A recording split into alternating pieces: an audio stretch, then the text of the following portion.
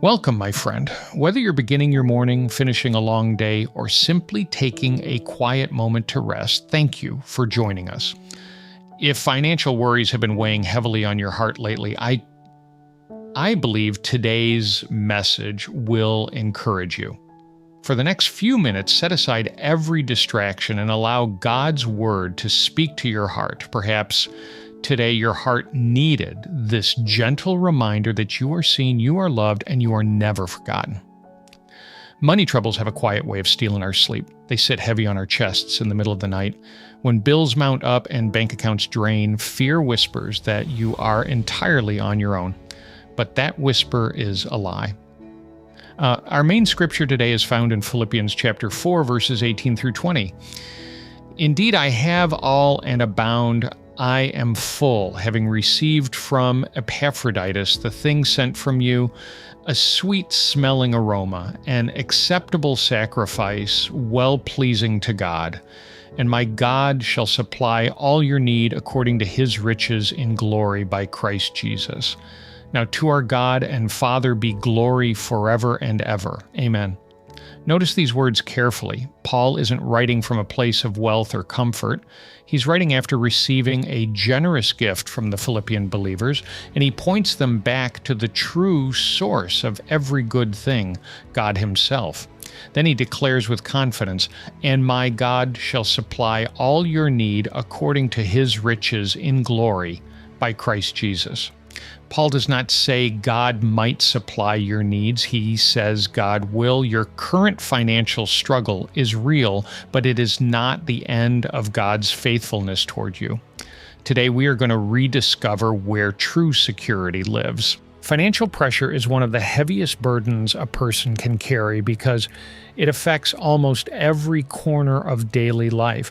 It is not just about numbers on a screen. It is about feeding your family. It is about unexpected medical bills, rising rent, repair costs, and the constant nagging dread of what might break next. As money gets tight, the mind naturally races ahead. You begin trying to solve problems that have not even happened yet. You calculate expenses for next month, next year, or retirement, and suddenly the future feels like an incoming storm you are completely unprepared to face. The weight of financial anxiety can make you feel isolated, as if everyone else has it figured out while you are sinking. But God sees every bill because he already knows every need you carry before you even ask. He understands the quiet sigh you make when you look at your balance. You do not have to pretend to be strong when you are tired. God is ready to carry what you cannot. Your bank account measures your current balance, not your ultimate worth. To truly understand the promise of Philippians Chapter 4, we have to look at where the Apostle Paul was when he wrote it. He was not sitting in a luxury home with endless financial reserves. Paul was in a dark Roman prison cell, chained and uncertain of his physical future. Yet, in that cold cell, Paul wrote about joy and contentment. He thanked the believers in Philippi for sending him financial support, but he immediately pointed them back to the source of all generosity. Paul explained that he had learned the secret of being content in every situation, whether he had plenty or had nothing at all. Paul's peace did not come from a heavy purse.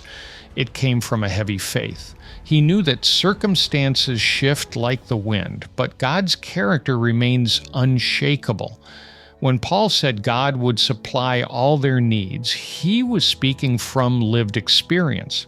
He had watched God sustain him through shipwrecks, beatings, hunger, and imprisonment.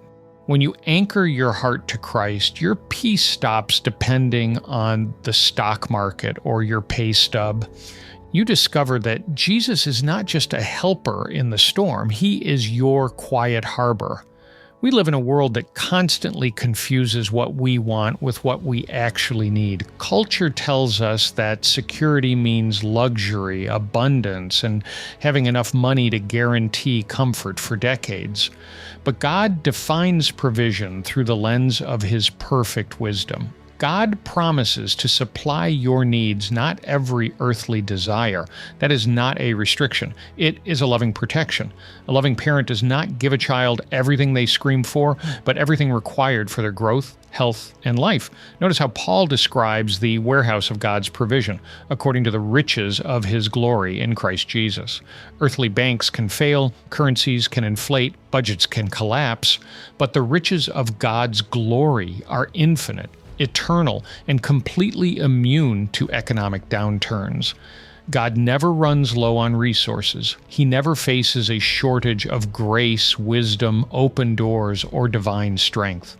God is never bankrupt, and his children are never forgotten. One of the first things financial pressure steals is our memory. We forget every time God pulled us through in the past, and we focus entirely on the giant standing in front of us right now. Consider the words of David in Psalm chapter 37, verse 25. I have been young and now am old, yet have I not seen the righteous forsaken, nor his seed begging bread. David looked back over a long life filled with wars, betrayal, wilderness seasons, and poverty. Looking across the decades, his testimony was simple. God never abandoned his people. Take a moment to look back at your own life. The same God who carried you through every bill you couldn't explain, every season you thought you wouldn't survive, and every door that seemed permanently closed hasn't changed. If he was faithful then, he is faithful now. Think of that time years ago when you did not know how the rent would be paid, but somehow it was. Remember when an unexpected check arrived or a friend offered help right when you were at your breaking point? That wasn't luck. That was not coincidence. That was the faithful hand of your Heavenly Father. The same God who sustained you through yesterday's crisis is standing in today's trouble, and he is already preparing grace for tomorrow. Trusting God does not mean sitting on the couch waiting for a miracle to fall through the ceiling. True faith and wise action walk hand in hand. In the scriptures, God honors diligence, honesty, and wise planning.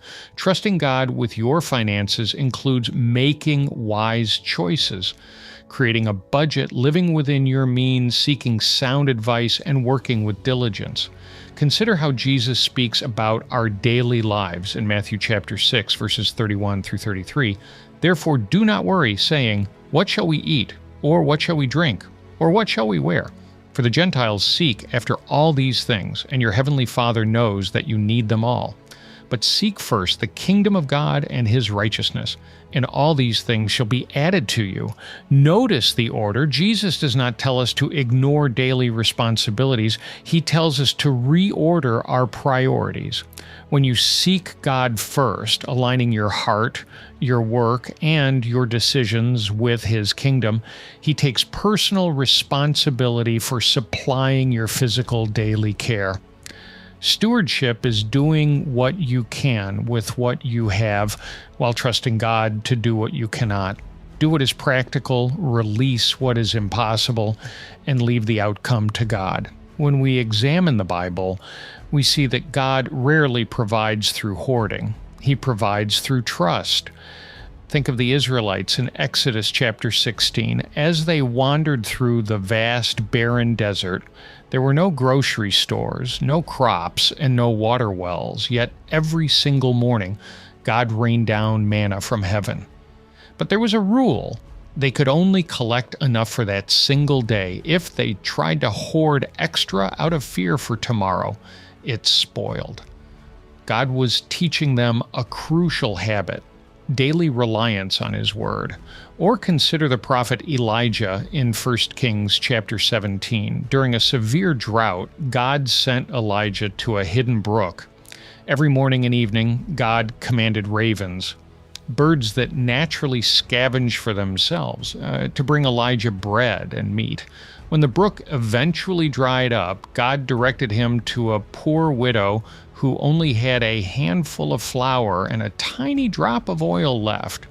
Human logic said they would all starve, but because they obeyed, That small jar of flour and jug of oil did not run out until the drought ended. God's provision didn't make them wealthy. It sustained them until the season changed.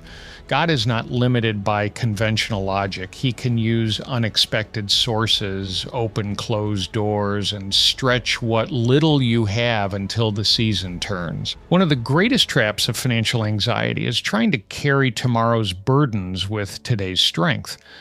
God does not promise grace for next year's bills today. He promises grace for today's bills today. When you wake up in the morning, God gives you the physical strength, mental clarity, and spiritual peace needed for those 16 hours.